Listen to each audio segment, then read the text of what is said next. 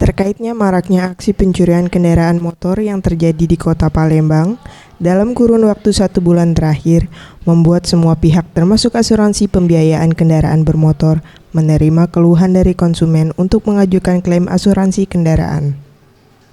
Menurut Bambang, Kepala Cabang Sinarmas Leasing Palembang, yang ditemui Selasa 10 November 2015 mengatakan, maraknya aksi pencurian kendaraan sepeda motor di Kota Palembang pasti sangat berpengaruh terhadap pengajuan klaim konsumen, namun di tempatnya pengajuan klaim dari konsumen selama 1 bulan terakhir tidak terlalu banyak, hanya meningkat 1%.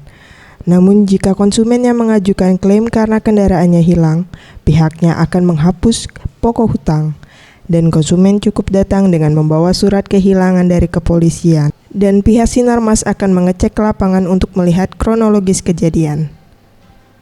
Ya, kalau untuk klaim sih sebenarnya kan nggak terlalu banyak gitu kan, karena kita mainnya motor second, jadi untuk kehilangan dia paling kita menghapuskan pokok hutang, jadi nggak terlalu. Memang ada beberapa yang melapor kehilangan, tapi kadang hilang di rumah kan, kadang juga hilang ada beberapa sih yang dibegal itu ada beberapa, cuma ada terlalu banyak. Kita hanya menghapuskan pokok hutang, jadi hutang di Sinarmas lunas.